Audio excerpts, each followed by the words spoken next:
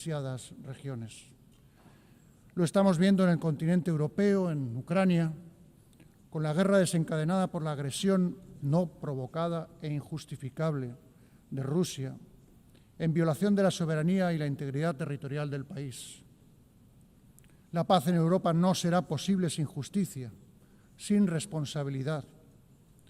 España seguirá apoyando todos los esfuerzos encaminados a lograr una paz justa y duradera, basada en los principios de la legalidad internacional, el respeto a los derechos humanos y la rendición de cuentas. Lo vemos también en toda su crudeza en Oriente Próximo, en Palestina, en la Franja de Gaza. No podemos guardar silencio ni mirar hacia el otro lado ante la devastación, los bombardeos, incluso de hospitales, escuelas o lugares de refugio, ante tantas muertes entre la población civil o ante la hambruna y el desplazamiento forzoso de cientos de miles de personas. ¿Con qué destino?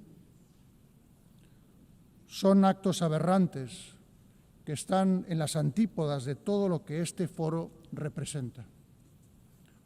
Repugnan a la conciencia humana y avergüenzan al conjunto de la comunidad internacional.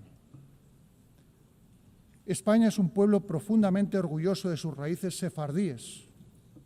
Cuando hablamos al pueblo de Israel, estamos hablando a un pueblo de hermanos, un pueblo que cuando regresa a España, a Córdoba, Toledo, Sevilla, Barcelona y tantos otros lugares, regresa a su casa. Ese fue el principio inspirador de la ley por la que en 2015, y con amplio consenso, se concedió la nacionalidad española a los descendientes de los judíos sefardíes originarios de España. Por eso nos duele tanto, nos cuesta tanto comprender lo que el gobierno israelí está haciendo en la Franja de Gaza. Por eso clamamos, imploramos, exigimos, detengan ya esta masacre. No más muertes en nombre de un pueblo tan sabio y tan antiguo que tanto ha sufrido a lo largo de su historia. Seamos claros, condenamos rotundamente el execrable terrorismo de Hamás y especialmente aquella matanza brutal del 7 de octubre de 2023 contra la población israelí y reconocemos el derecho de Israel a defenderse. Pero con la misma firmeza demandamos que el gobierno de Israel aplique sin reservas el derecho internacional humanitario en toda Gaza y Cisjordania. Exigimos que la ayuda humanitaria llegue sin dilaciones, un alto el fuego con garantías y la liberación inmediata de todos los rehenes que aún retiene Hamás con tanta crueldad. La comunidad internacional debe asumir su responsabilidad para hacer realidad cuanto antes una solución viable que contemple la existencia de dos estados. El reconocimiento del Estado de Palestina por parte de un número creciente de miembros de nuestra organización, al que España se sumó el pasado mes de mayo, debe ayudar a conseguir una paz regional justa y definitiva, basada en la aplicación de las resoluciones de Naciones Unidas y también en el reconocimiento universal del Estado de Israel. Señora presidenta, señores y señores delegados, también son causa y consecuencia de tantos conflictos, como sabemos, la falta de recursos, la fragilidad de los estados, las desigualdades. La distancia que nos separa del cumplimiento de los objetivos incluidos en la Agenda 2030 sigue siendo enorme y el déficit actual de financiación para el desarrollo sostenible supera los 4 billones de dólares anuales. El llamamiento a la eficacia, a la optimización de recursos logrado en la cuarta Conferencia Internacional sobre Financiación para el Desarrollo que celebramos hace poco en Sevilla debe tener continuidad. Por eso España, en línea con el compromiso allí alcanzado, adoptado por consenso, ha lanzado el Plan Sevilla de apoyo al multilateralismo. Hemos aumentado nuestra contribución a los fondos internacionales para el desarrollo y reafirmado nuestro compromiso con la defensa de los derechos humanos, la igualdad de género y la transición ecológica, que son elementos centrales y distintivos de nuestra política exterior. Me referiré con brevedad a cada uno de estos tres ámbitos. En primer lugar, los derechos humanos. España es desde este año miembro del Consejo de Derechos Humanos, lo que nos permitirá seguir trabajando en causas tales como la lucha contra el racismo, la erradicación de la pena de muerte y la promoción de los derechos económicos, sociales y culturales, y persistir en el combate contra todo tipo de discriminación. Porque somos partidarios de las sociedades plurales, abiertas, donde todos los ciudadanos participan, y nos preocupa la erosión de las democracias, la desafección que advertimos hacia valores esenciales para la convivencia democrática. En estos tiempos confusos, que ponen a prueba la capacidad de diálogo, es cuando más fieles debemos permanecer ante estos valores. En sintonía con esos principios, creemos que la inmigración adecuadamente gestionada es un vector de desarrollo mutuo para las sociedades de origen, de tránsito y destino, y que los derechos humanos de los migrantes deben ser, en consecuencia, la referencia principal de nuestra acción. Por eso apoyamos con convicción plena la aplicación del Pacto Mundial Migratorio y el Pacto Mundial de Refugiados. Quiero referirme, en segundo lugar, a la igualdad de género. Este año, en que se cumple el 30 aniversario de la Declaración y Plataforma de Acción de Beijing, es una nueva oportunidad para renovar nuestro compromiso con la igualdad real y efectiva, que no es solo un paso adelante en materia de derechos humanos, sino, ante todo, una cuestión de justicia. España aspira a seguir siendo un referente global en temas como la lucha por los derechos sexuales y reproductivos, contra la violencia sexual y de género, por la mayor participación de las mujeres en posiciones de liderazgo y los procesos de toma de decisiones. Me referiré, en tercer lugar, al medio ambiente.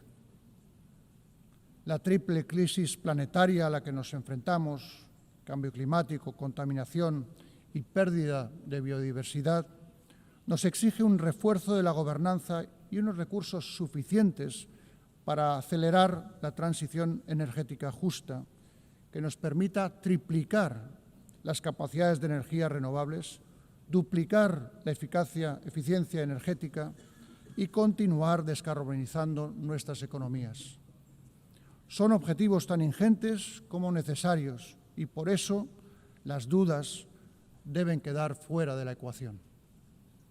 España hace un llamamiento al consenso y a la ambición de cara a la próxima COP30 que nos reunirá en Brasil el próximo mes de noviembre. Hay otros desafíos no menores, como la gestión del impacto de esa revolución copernicana llamada inteligencia artificial, que puede acelerar los avances de la Agenda 2030 si sabemos orientarla a una transformación digital que sea justa y equitativa.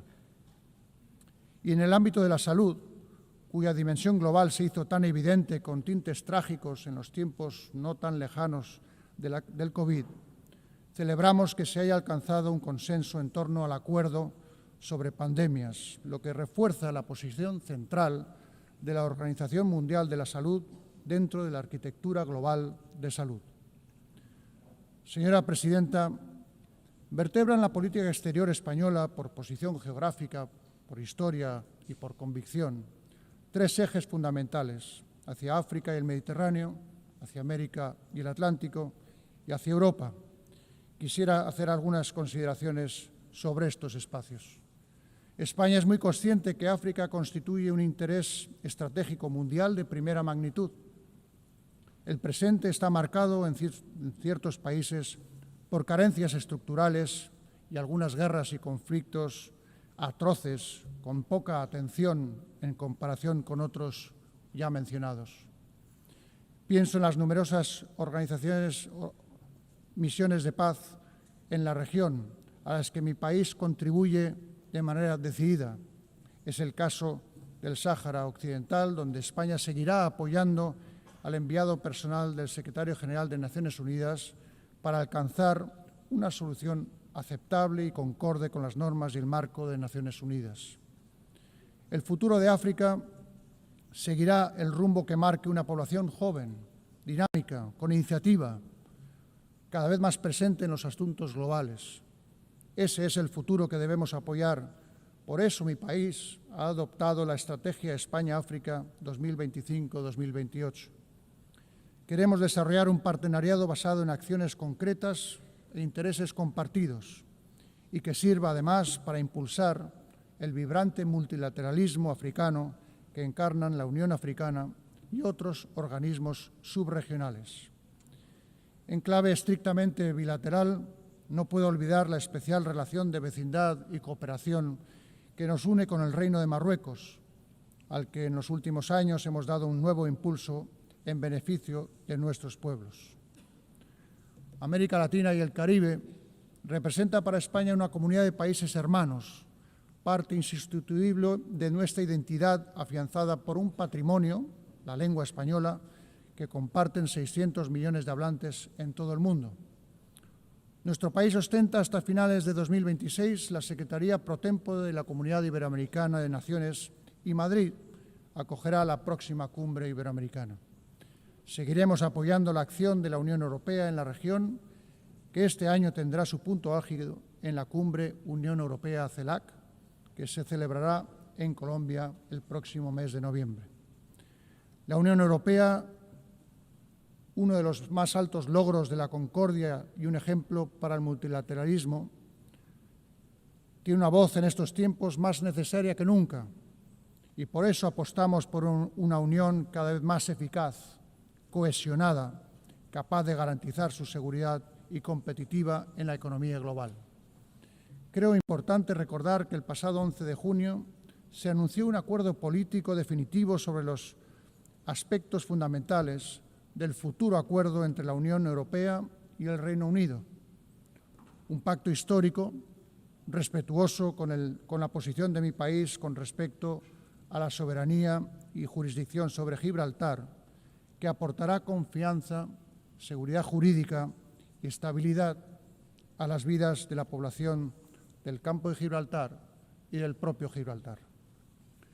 Señora Presidenta, he comenzado hablando del pasado y el presente de las Naciones Unidas y dedicaré mis últimas palabras a su futuro.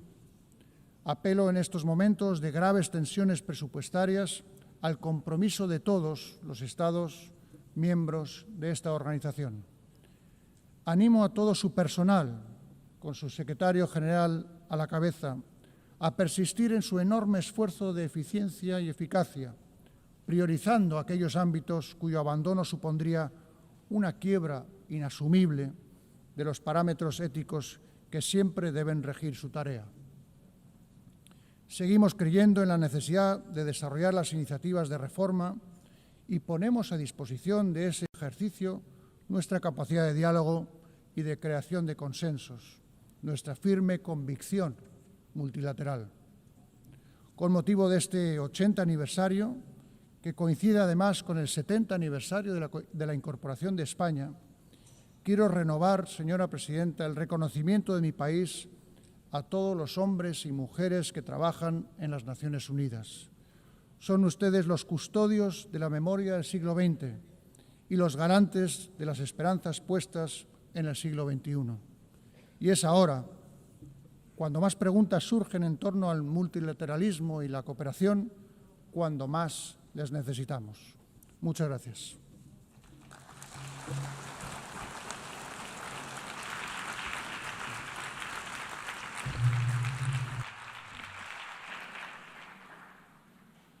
Au nom de l'Assemblée générale, je tiens à remercier le roi d'Espagne. L'Assemblée va entendre l'allocution de son Excellence, M. Volodymyr Zelensky, président de l'Ukraine. Je prie le protocole de bien vouloir accompagner son Excellence que j'invite à prendre la parole devant l'Assemblée.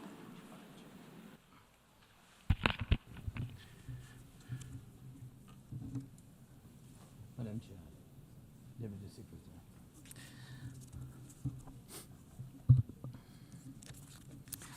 Dear leaders, dear friends, and all those who can become our friends, because you want safety and peace just as much as we do. Today, no one but ourselves can guarantee security. Only strong alliances, only strong partners, and only our own weapons. The 21st century isn't much different from the past. If a nation wants peace, it still has to work on weapons. It's sick, but that's the reality. Not international law, not cooperation. Weapons decide who survives. Excellencies, you know perfectly well international law doesn't work fully unless you have powerful friends who are truly willing to stand up for it. And even that doesn't work without weapons. It's terrible, but without it, things would be even worse. There are no security guarantees except friends and weapons. No Ukrainian choice this kind of reality. And knowing our people, they would have chosen a different priority. Ukrainians are peaceful people, but they are people who want to live freely in their own independent country. That's why we invest in defense. For many nations, there is simply no other way left. Nations can speak about their pain from stages like this, but even during bloodshed, there isn't a single international institution that can truly stop it. That's how weak these institutions have become. What can Sudan or Somalia or Palestine or any other people living through war really expect from the UN or the global system? For decades, just statements and statements. And even everything happening in Gaza remains without a way out. Even now, Syria, after all the changes, still has to appeal to the world to ease the sanctions that are choking its economy. It has to ask and wait. Syria deserves stronger support from the international community.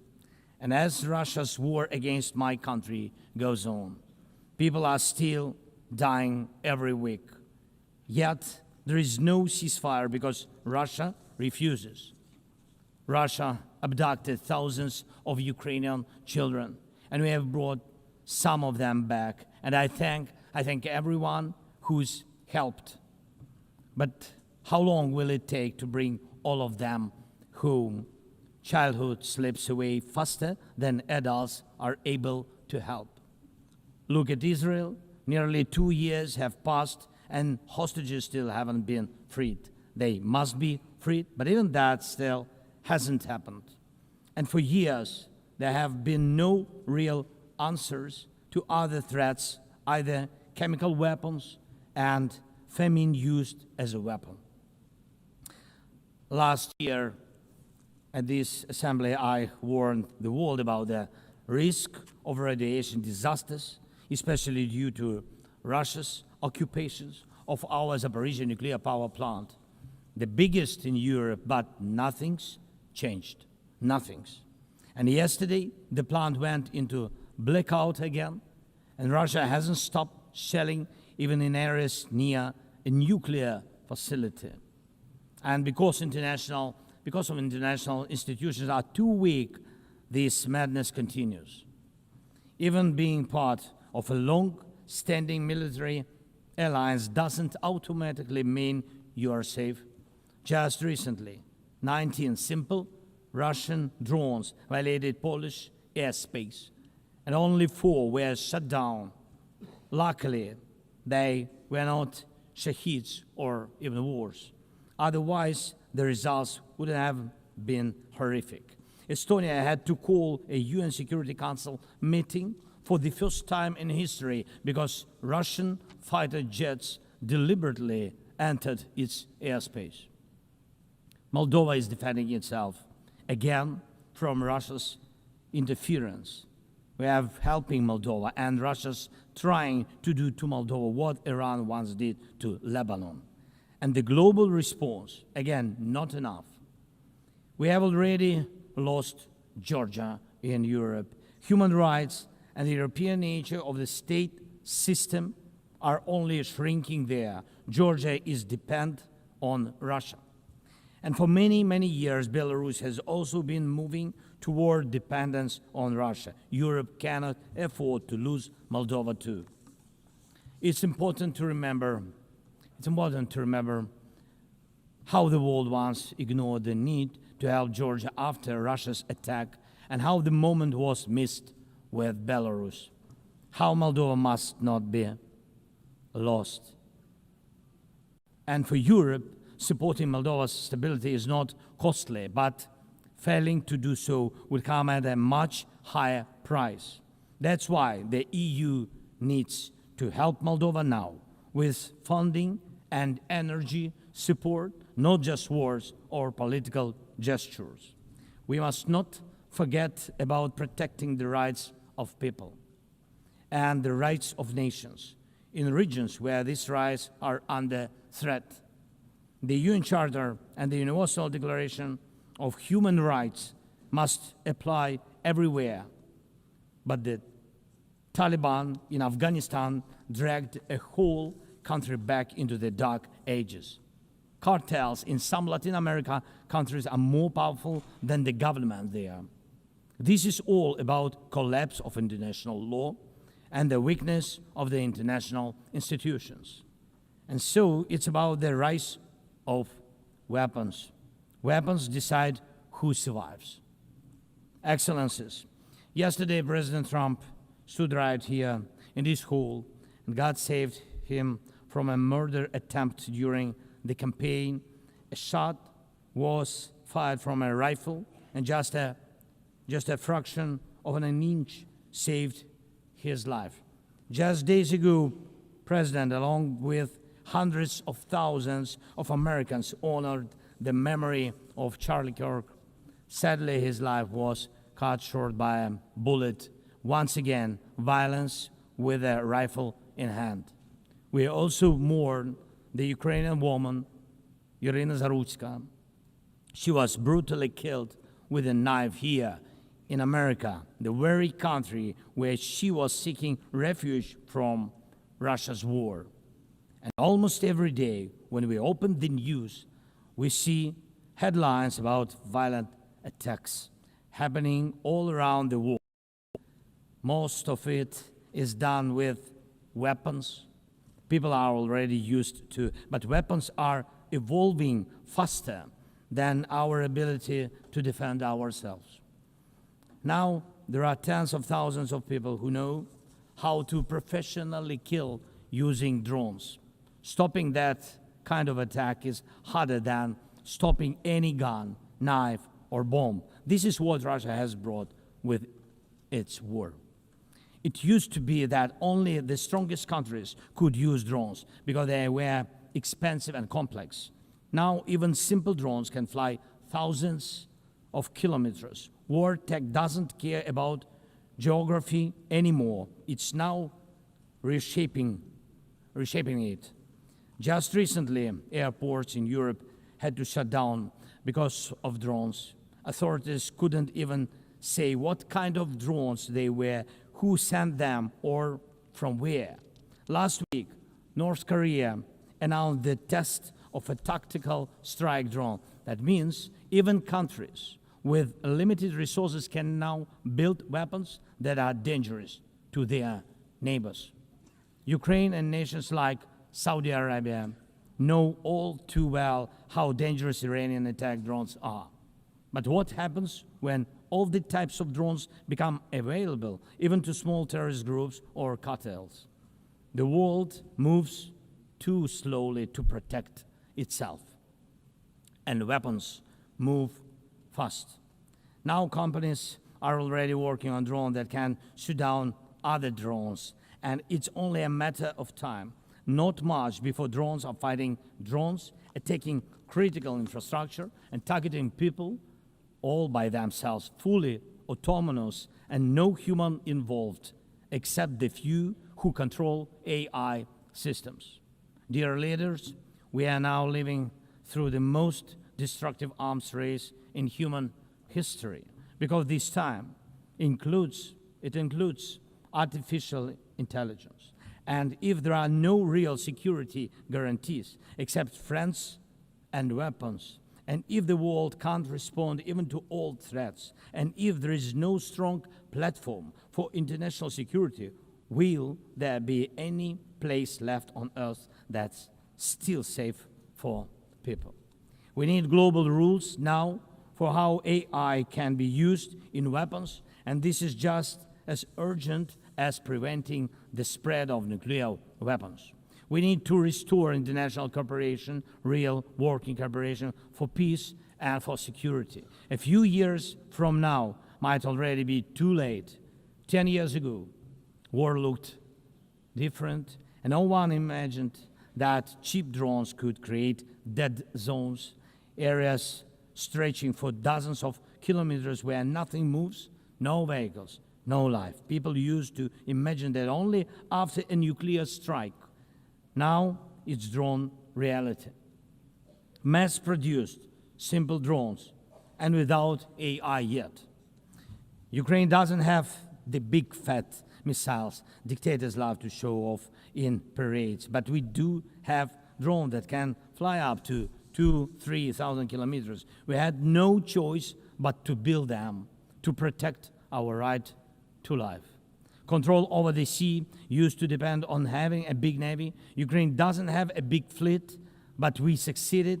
In the Black Sea, we pushed what's left of the Russian navy into remote base. And we did it with sea drones. That's how we protect our ports and maritime trade routes, because Russia has left us no choice. And our spiderweb operation, when cheap drones destroyed or damaged dozens of expensive Russian strategic bombers, became a real example for special forces around the world of what new weapons can do to old systems. These very Russian bombers attacked our cities. And none of this would have happened if Putin had not started this full-scale aggression, full-scale war. And every year that this war goes on, weapons become even more deadly. And only Russia deserves to be blamed for this. Dear leaders, to protect lives, Ukraine builds underground schools and underground hospitals. To protect lives, we have to spend more on protecting power stations from drone and missile attacks than on building sports facilities or cultural infrastructure. Ukrainian farmers are learning how to protect their equipment from Russia's FPV drone strikes, and for them, that challenge is far greater than climate change. Russia's war has put us in this situation, but do you have protection against similar threats? The facts are simple. Stopping this war now, and with it, the global arms race, is cheaper than building underground kindergartens or massive bunkers for critical infrastructure later.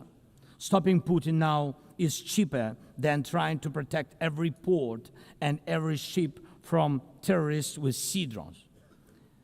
Stopping Russia now is cheaper than wondering who will be the first to create a simple drone carrying a nuclear warhead. So we must use everything we have together to force the aggressor to stop. And only then do we have a real chance that this arms race will not end in catastrophe for all of us. If it takes weapons to do it, if it takes pressure on Russia, then it must be done. And it must be done now. Otherwise, Putin will keep driving the war forward wider and deeper. And we told you before, Ukraine is only the first, and now Russian drones are already flying across Europe, and Russian operations are already spreading across countries, and Putin wants to continue this war by expanding it, and no one can feel safe right now. So first, we are now building a new security architecture for ourselves. More than 30 countries are already part of our coalition. And we are strengthening our army, launching joint weapons production with partners, and defining financial commitments for defense in a way that could become a security model for any other nation. If security guarantees work for Ukraine, something more than just friends and weapons, it will mean that people were able to make national security not a privilege for a few nations, but a right for everyone. Second, we are ready to make our modern weapons become your modern security, your modern weapon. And we have decided to open up arms exports. And these are powerful systems tested in a real war when every international institution failed. And we are also ready to grow our defense production together with strong partners so that their protection is modern and reliable. You don't need to start this race from scratch. We're ready to share what has already proven itself in real defense. And third, many in the world are still relaxed. Still. But look at how many countries are here at this General Assembly, countries that are at war, or just came out of war, or are trying to stop one, or openly getting ready for one. War has already reached too many people to pretend it has nothing to do with you. So it depends on you. Whether you help peace or continue trading with Russia and helping Russia to fund this war, it depends on you. Whether prisoners of war will be freed, whether abducted children will come home, whether hostages will be free. It depends on you. What will define existence? War like now, or our joint strong actions as it should be? Yesterday we had a good meeting with President Trump, and I also spoke with many other strong leaders, and together we can change a lot. Of course, we are doing everything to make sure Europe truly helps. And of course, we count on the United States. I appreciate the support we are receiving. Yes, much depends on the G7 and G20, but in the end, peace depends on all of us, on the United Nations. So don't stay silent while Russia keeps dragging this war on. Please speak out and condemn it. Please join us in defending life and international law and order. People are waiting for action. Thank you so much. Slava Ukraini!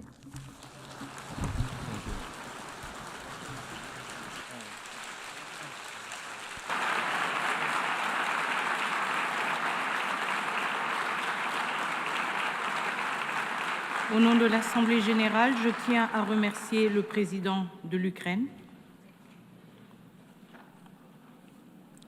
L'Assemblée va entendre l'allocution de Son Altesse Sérénissime, le prince Albert II, prince souverain de Monaco. Je prie le protocole de bien vouloir accompagner Son Altesse Sérénissime, que j'invite à prendre la parole devant l'Assemblée.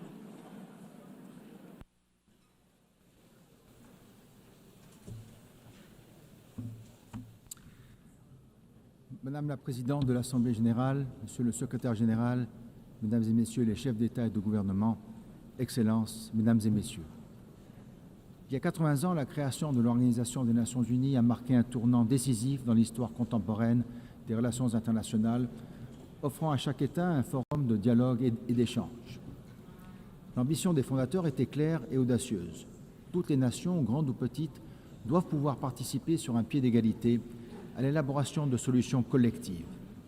Égalité, respect, dialogue, voilà le cœur de l'esprit multilatéral.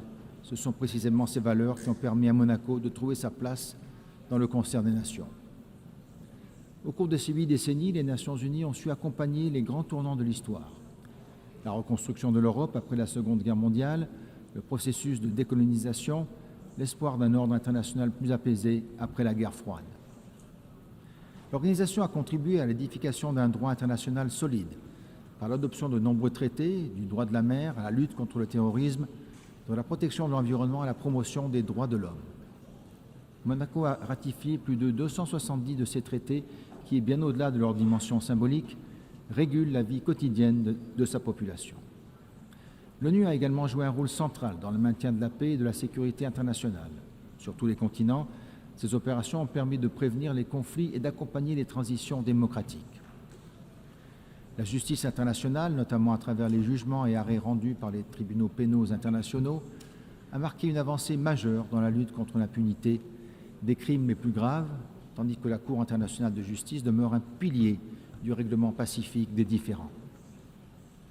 Par ailleurs, l'ONU a été pionnière dans la prise de conscience écologique et la protection de notre planète, mobilisant gouvernants, scientifiques et sociétés civiles pour bâtir des stratégies concertées.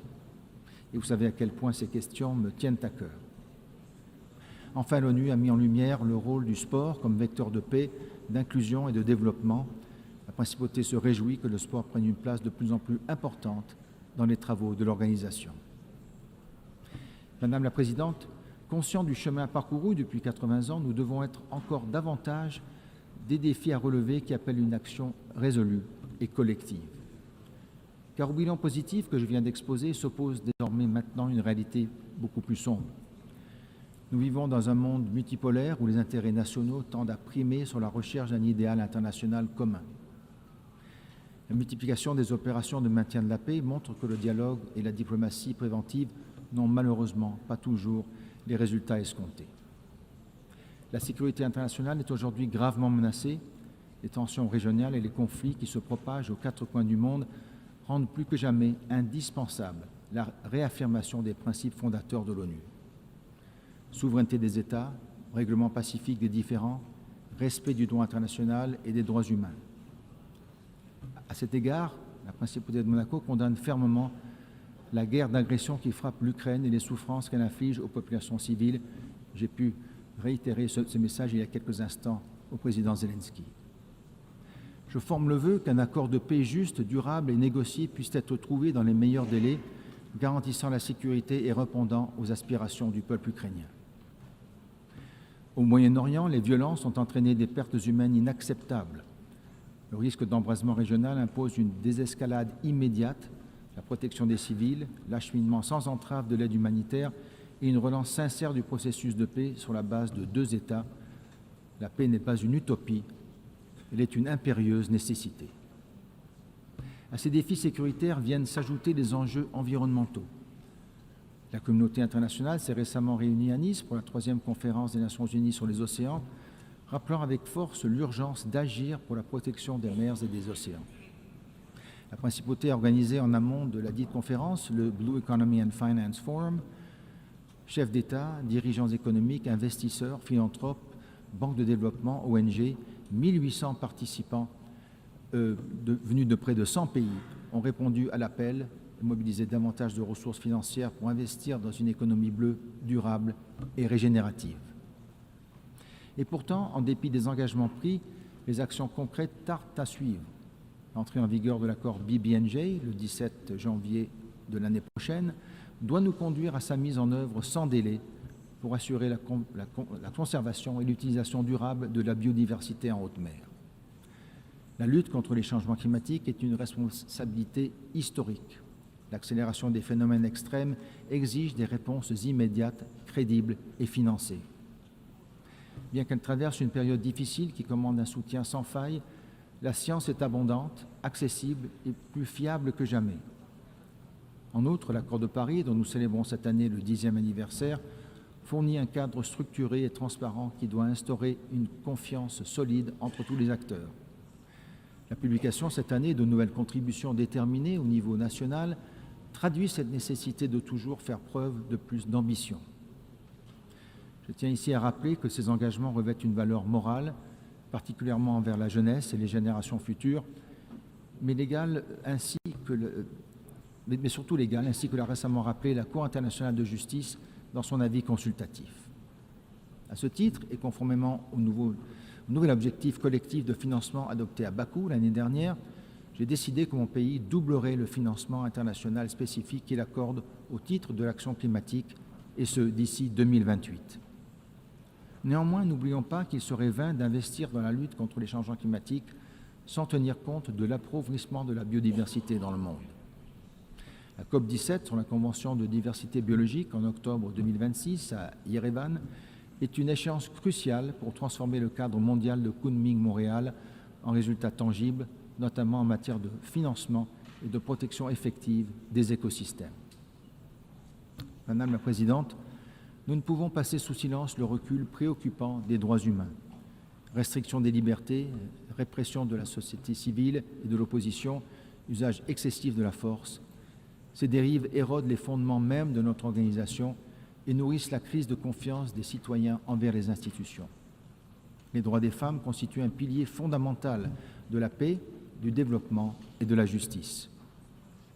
30 ans après la conférence de Beijing, l'égalité entre les femmes et les hommes n'est toujours pas pleinement universellement atteinte et nous devons réaffirmer qu'il s'agit d'une priorité absolue. Il est également urgent de susciter une mobilisation collective contre les violences faites aux femmes et aux filles et contre tous les types de persécutions qu'elles subissent, y compris dans les zones de conflit. Aucune société ne peut prospérer en laissant subsister de telles inégalités. De même, aucune société ne peut se développer sans prendre soin de sa jeunesse, parce qu'elle n'est pas seulement l'avenir du monde, elle en est le présent. 30 ans après le programme d'action mondiale pour la jeunesse, il nous appartient de renforcer la place des jeunes dans les processus de décision dans l'économie, dans la vie civique. L'accès à l'éducation, à l'emploi, à la formation numérique n'est pas un privilège, mais un droit. Madame la Présidente, la santé publique mondiale ne peut attendre. Aujourd'hui, les maladies non transmissibles sont la principale cause de mortalité prématurée et leur prévention exige une mobilisation intersectorielle. Je tiens à saluer le rôle moteur de l'OMS dans la coordination de l'action mondiale contre ces maladies, mais il faut aller plus loin en renforçant les synergies entre les parties prenantes pour améliorer l'efficacité de son action, surtout dans un contexte budgétaire contraint. La 4e réunion de haut niveau consacrée à cette problématique doit donner un nouvel élan pour intensifier la prévention et assurer un accès universel à des soins de qualité. Madame la Présidente, le 80e anniversaire de notre organisation offre l'opportunité de relancer le multilatéralisme, de réformer son fonctionnement et de répondre à la crise de liquidité. La réforme de notre organisation doit restaurer la confiance des peuples et les rassembler au sein d'une structure efficace et centrée sur ses valeurs fondatrices. L'ONU reste la seule institution universelle capable de défendre la souveraineté des États et d'incarner l'idéal de coopération entre les peuples. Mais elle ne se résume pas à son siège new-yorkais. Les institutions spécialisées, UNESCO, FAO, OMS, PNUD, AIEA et tant d'autres jouent un rôle essentiel en soutenant concrètement les politiques sociales, éducatives et environnementales des États. Permettons-leur de s'acquitter pleinement de leurs responsabilités sans dupliquer leur mandat à New York et recentrons les travaux de notre organisation sur les priorités de la Charte. Nous devons renouer avec l'esprit de dialogue qui a inspiré la création de l'organisation. Le débat général doit redevenir ce moment unique où les dirigeants s'écoutent, confrontent leurs visions et aboutissent à une meilleure compréhension mutuelle. La principauté de Monaco fonde l'espoir qu'en se réformant, l'ONU redevienne ce centre où s'harmonisent les efforts des nations pour maintenir la paix et la sécurité conformément à l'article 1 de notre charte. Aucun État ne peut résoudre seul les crises de notre temps. C'est en partageant idées, ressources et volontés que nous pourrons bâtir ensemble un avenir de paix et de progrès durable, parce qu'ensemble, nous sommes meilleurs. Je vous remercie.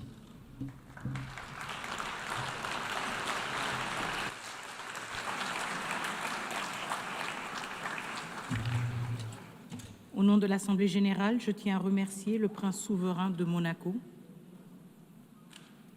L'Assemblée va entendre l'allocution de son Excellence M. Masoud Pezeshkian, président de la République islamique d'Iran. Je prie le protocole de bien vouloir accompagner son Excellence, que j'invite à prendre la parole devant l'Assemblée.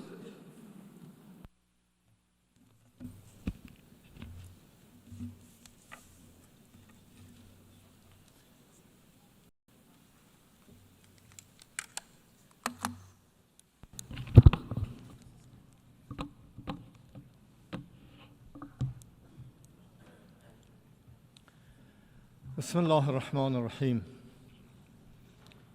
آقای دبیرکل، خانم رئیس، نمایندگان محترم، خانم ها و آقایان، شعار امسال 80 سال و بیشتر برای صلح، توسعه و حقوق بشر در حقیقت فراخوانی برای همبستگی و نگاهی مشترک به آینده روشن‌تر است. اعتقاد و باور دینی ما و دعوت همه پیامبران نیز بر مبنای برابری حقوق همه انسان هاست. آنچه انسان را شایسته‌تر می‌سازد تقواست، یعنی راستی، خرد، پاکی و نودوستی. زیربنای همه ادیان الهی و وجدان بشری این قاعده طلایی است که هر آنچه بر خود نمیپسندی بر دیگران نیز نپسند. حضرت مسیح علیه السلام فرمود با دیگران چنان رفتار کنید که دوست دارید با شما رفتار شود. پیامبر اسلام صلی الله علیه و آله و سلم فرمود هیچ یک از شما مؤمن واقعی نیست مگر اینکه برای دیگران همان را بخواهد که برای خود میخواهد. حکیم هیلیل اساره تورات را چنین بیان کرد: آنچه بر تو ناپسند است بر دیگران ریز روا مدار. در سنت‌های مشرق زمین نیز آموزه مرکزی همین اصل است و مکاتب اخلاقی سکولار نیز با عقلانیت مبتنی بر وجدان به همین نتیجه رسیدند. عالی جنابان، آیا جهان ما چنین است؟ به 2 سال گذشته بنگریم. جهان در 2 سال گذشته نظاره‌گر نسل کشی در غزه بود، نظاره‌گر ویرانی خانه‌ها و نقض مکرر حاکمیت و تمامیت ارضی در لبنان، نظاره‌گر تخریب زیرساخت‌های سوریه، نظاره‌گر حمله به مردم یمن، نظاره‌گر گرسنگی اجباری کودکان نحیف در آغوش مادران، نظاره‌گر شبیخون دزدانه به حق حاکمیت کشورها، تجاوز به تمامیت ارضی دولت‌ها و هدفگیری عریان رهبران ملت‌ها بود. و همه اینها با پشتیبانی تمام عیار مسلح‌ترین حکومت جهان و به بهانه دفاع از خود. آیا اینها را برای خود میپسندید؟ چه کسی برهم زننده ثبات منطقه و جهان است؟ چه کسی تهدید علیه صلح و امنیت بین المللی است؟ چه کسی ناقض قاعده طلایی اخلاق بشر است؟ عالی جنابان، خانم ها و آقایان، همه شما شاهد بودید که در خرداد گذشته کشور من مورد تهاجمی وحشیانه و خلاف اصول مسلم حقوق بین الملل قرار گرفت. حملات هوایی رژیم صهیونیستی و ایالات متحده آمریکا به شهرها، خانه‌ها و زیرساخت‌های ایران، آن هم درست در زمانی که در مسیر مذاکرات دیپلماتیک گام برمی داشتیم، خیانتی بزرگ به دیپلماسی و تضعیف کننده تلاش برای استقرار ثبات و صلح بود. این تجاوز گستاخانه علاوه بر شهادت رساندن تعدادی از فرماندهان، شهروندان، کودکان، زنان، دانشمندان و نخبگان علمی کشور، ضربه‌ای سنگین به اعتماد بین المللی و چشمانداز صلح در منطقه وارد کرد. آنچه که از این قتل و جنایت شما میتونید کشتار بچه‌ها، کودکان، زنان و در حقیقت یک کتابی است از کشتاری که اسرائیل در کشور ما از همه انسان‌های زن و مرد و کودک و جوان در کشور ما ایجاد کرد. یعنی اینها به اسم آرامش و صلح در کشور و در منطقه ایجاد شده، ناآرامی رو در کشور اونا ایجاد کردن و با همین روند 35,000 انسانهای بیگناه را در غزه به خاک و خون کشیدن، خانه هاشون رو ویران کردند، بیمارستانها رو، درمانگاه ها رو، مدارس رو و راه آب و غذا و نان و دارو رو بر مردم بستند. اگر در برابر این هنجار شکنی های خطرناک نایستیم، این بدعت ها دامن جهان را خواهد گرفت. حمله به تأسیسات هستی تحت پادمان و نظارت بین المللی، تلاش علنی برای کشتن رهبران و مقامات رسمی دولت‌های عضو سازمان ملل، هدف گرفتن سیستماتیک خبرنگاران و اهالی رسانه، کشتن انسان‌هایی که صرفاً به علت داشتن دانش و تخصصشان به اهداف نظامی تبدیل می‌شوند. آیا اینها رو بر خود می‌پسندید؟ کسانی که مرتکب این جنایات شده‌اند باید بدانند که ایران، این کهن‌ترین تمدن پیوسته جهان، همواره در برابر تندبادهای تاریخ استوار ایستاده است. این ملت با روحی سترگ و اراده‌ای جاودان بارها ثابت کرده است که در برابر مهاجمان سرفرود نمی آورد و امروز نیز در برابر متجاوزان با اتکا به قدرت ایمان و انسجام ملی سربلند ایستاده ایم. در دفاع 12 روزه مردم میهن‌دوست و دلاور ایران، محاسبه وهم‌آلود خودستایان متجاوز را به رخ آنان کشیدند. دشمنان ایران ناخواسته اتحاد مقدس ملی را قوام بخشیدند. مردم ایران با وجود شدیدترین، طولانیترین و سنگینترین تحریم‌های اقتصادی، جنگ روانی و رسانه‌ای و تلاش‌های مستمر برای ایجاد تفرقه، به مجرد شلیک نخستین گلوله به خاکشان یکپارچه حامی نیروهای مسلح دلیر خود شدند و امروز نیز خود خون شهیدانشان را پاس می‌دارند. من در اینجا به نام مردم ایران از تمام شخصیت‌ها، ملت‌ها، دولت‌ها و سازمان‌های بین‌المللی و منطقه‌ای که در این جنگ با ایران همدل بودند صمیمانه تشکر می‌کنم. خانم‌ها و آقایان، امروز پس از نزدیک به 2 سال نسل کشی، گرسنگی دادن جمعی و تداوم آپارتاید در داخل سرزمین‌های اشغالی و تجاوز به همسایگان، طرح مضحک و متوهمانه اسرائیل بزرگ با وقاحت از سوی بالاترین سطوح این رژیم عنوان می شود. این طرح بسیاری از سرزمین‌های منطقه را در بر می‌گیرد. این نقشه نشانگر اهداف و مقاصد واقعی رژیم صهیونیستی است که اخیراً مورد تایید نخست وزیر آن قرار گرفته است و هیچ کس در جهان از نیات متجاوزانه این رژیم در امان نیست. مسلم است که رژیم صهیونیستی و حامیان آن دیگر حتی به عادی سازی از راه سیاسی رضایت ندارند. حضور خود را با زور و عریان تحمیل می‌کنند و آن را صلح از طریق قدرت نامگذاری کردند. اما نه صلح است و نه قدرت، بلکه تجاوزگری مبتنی بر زورگویی و قلدری است. اما ما ایران قدرتمندمان را در کنار همسایگان قدرتمند و در منطقه قوی با آینده روشن می‌خواهیم.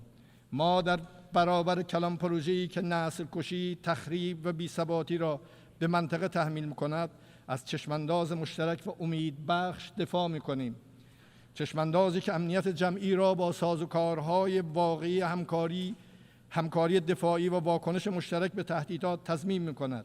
چشماندازی که کرامت انسانی و تنوع فرهنگی را به عنوان ارزش بنیادین پاس می‌دارد. چشماندازی که توسعه جمعی را با سرمایه‌گذاری مشترک در زیرساخت‌ها و دانش‌های نوین به واقعیت بدل می‌سازد. چشماندازی که امنیت انرژی و بهره‌برداری عادلانه از منابع حیاتی را ستون ثبات اقتصادی می‌بیند و چشماندازی که از محیط زیست برای آیندگان محافظت می‌کند. چشماندازی که حاکمیت ملی و تمامیت ارضی کشورها را اصول غیر قابل مذاکره می‌داند و چشماندازی که نه به دنبال صلح متکی به زور، بلکه بر پایه قدرت از طریق صلح است.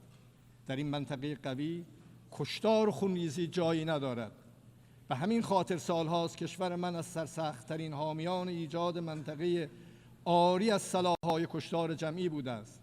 اما آنها که خود را دارای بزرگترین زرادخانه‌های هسته‌ای هستند و در نقض فاحش معاهده NPT سلاح‌هایشان را روز به روز کشنده‌تر، ویرانگرتر می‌کنند، سالهاست با اتهام‌های واهی مردم ما را در معرض فشار قرار دادند. هفته گذشته 3 کشور اروپایی پس از آنکه نتوانستند با بدعهدی 10 ساله و به دنبال آن با حمایت از تجاوز نظامی مردم سربلند ایران را به زانو در بیاورند، به دستور ایالات متحده با فشار، قلدری، تحمیل و سوء استفاده آشکار کوشیدند قطعنامه‌های لغو شده شورای امنیت علیه ایران را بازگردانند. در این مسیر حسن نیت را کنار گذاشتند، الزامات قانونی را دور زدند، اقدامات جبرانی قانونمند ایران در برابر خروج آمریکا از برجام و بدعهدی و ناتوانی مطلق اروپا را نقض فاحش جلوه دادند، خود را به دروغ طرف‌های خوش سابقه توافق معرفی کردند و تلاش‌های صادقانه ایران را ناکافی خواندند و این همه برای نابودی همان برجامی بود که خودشان بزرگترین دستاورد دیپلماسی چند جانبه‌اش می‌دانستند. این اقدام غیرقانونی که مخالفت برخی از اعضای شورای امنیت نیز مواجه گردید مشروعیت بین المللی نداشته و با اقبال جامعه بین المللی روبرو نخواهد شد. یک بار دیگر در این مجمع اعلام می‌کنم که ایران هرگز به دنبال ساخت سلاح هسته‌ای نبوده و نخواهد بود. ما به دنبال سلاح هسته‌ای نیستیم و این یک باور اعتقادی و فتوای رهبری است. در نتیجه به هیچ وجه به دنبال اون سلاح‌های کشتار جمعی نبودیم و نخواهیم بود. در جایی که برهم زننده آرامش در منطقه اسرائیل هست، ایران باید تحریم شود. ما یک شعری داریم میگه گناه کرد در بلخ آهنگری به شوشتر زدن گردن مسکری. یکی یه جای دیگه داره منطقه رو به هم میزنه و کسان دیگه ای رو دارن تحریم میکنن. خانم ها و آقایان، جمهوری اسلامی ایران از صلح و ثبات استقبال میکند. ما باور داریم که آینده منطقه و جهان باید بر پایه همکاری، اعتماد و توسعه مشترک شکل بگیرد و در این چارچوب ایران از روند صلح میان جمهوری آذربایجان و جمهوری ارمنستان حمایت میکند. ایران امیدوار است تلاش‌ها برای پایان دادن به جنگ در اوکراین به توافقی عادلانه و پایدار بین روسیه و اوکراین بیانجامد.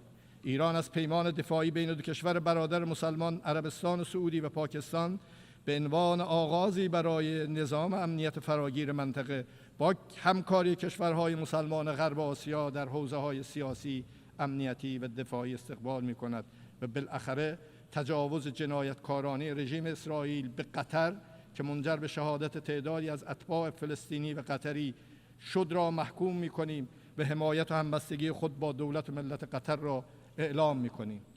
خانم‌ها و آقایان، امنیت واقعی نه از راه زور بلکه از طریق اعتماد سازی، احترام متقابل و همگرایی منطقه‌ای و چند جانبه گرایی مبتنی بر حقوق بین الملل به دست می‌آید.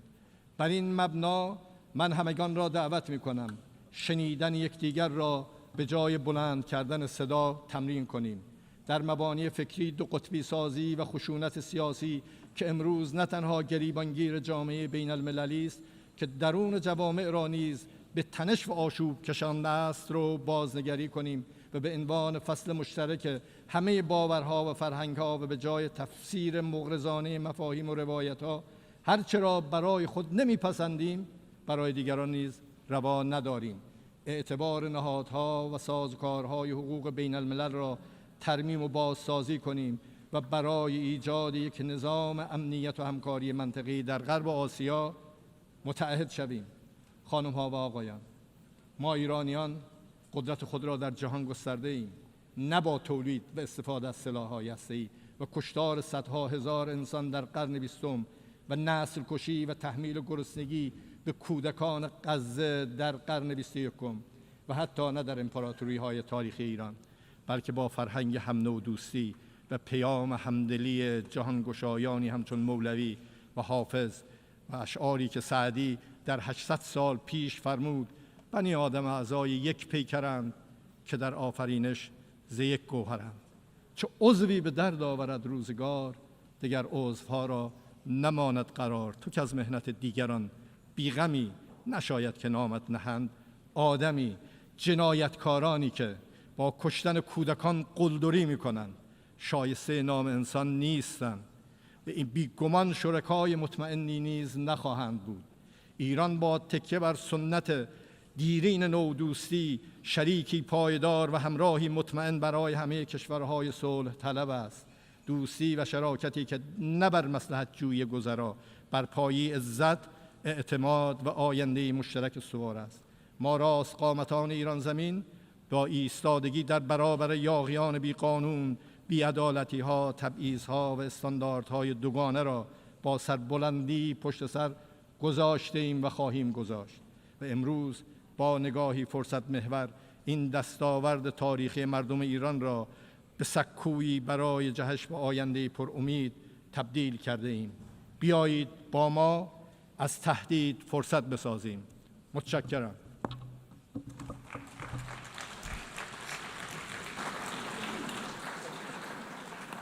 On behalf of the Assembly, I wish to thank the President of the Islamic Republic of Iran.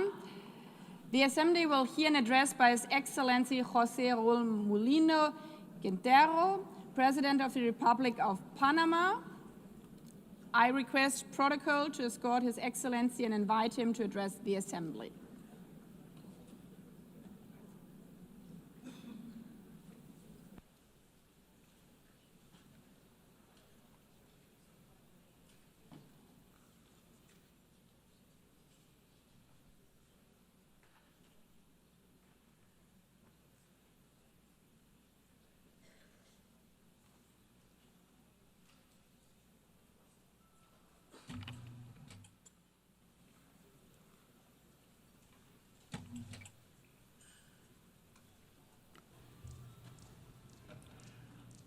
Muy buenos días, señora Presidenta,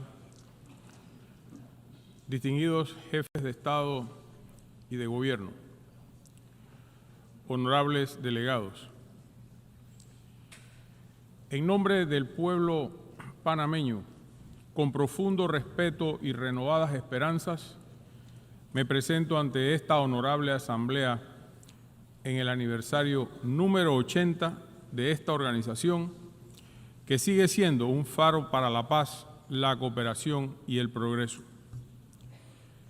Panamá se comprometió desde la Carta de San Francisco en 1945 en favor de la pacificación, la seguridad, el desarrollo sostenible y los derechos humanos. En estas 8 décadas, nuestro país ha apostado por la diplomacia multilateral y el derecho internacional público como un eje cardinal de su política exterior. La iniciativa ONU 80, presentada por el secretario general Antonio Guterres, ofrece la oportunidad de reflexionar sobre el pasado, hacer un llamado de atención por las amenazas del presente para vislumbrar un futuro más justo. Tenemos la firme convicción de que hoy, más que nunca, debemos fortalecer el valor del multilateralismo para responder a los retos y crisis globales como herramienta de mitigar las asimetrías entre las naciones. En ese sentido, quiero destacar que la política multilateral coadyuvó para que nuestro país, por ejemplo, lograra salir de las listas discriminatorias donde nos había colocado la Unión Europea y el GAFI. Pues es una incoherencia ser parte del Consejo de Seguridad de esta organización y a la vez compartir listas con países que propician el terrorismo. Consideramos oportuna una reforma integral para asegurar que el Consejo de Seguridad sea más efectivo, la Asamblea General más representativa, las agencias especializadas más inclusivas y, sobre todo, reducir la burocracia. Panamá, al igual que otros países, pide una mayor representación de América Latina y el Caribe en los órganos de toma de decisiones. Ha llegado el momento de que la arquitectura de la gobernanza multilateral se actualice. Nuestra región es la principal exportadora de alimentos del planeta. Tiene un canal estratégico que une el Atlántico con el Pacífico y detentamos más del 50% de la biodiversidad del mundo. Somos grandes proveedores de minerales, tenemos las mayores reservas acuíferas, convivimos en paz y luchamos por ella. Todos estos elementos nos transforman en un actor principal a nivel mundial y debemos tener la representación de acuerdo a nuestro rol e importancia global.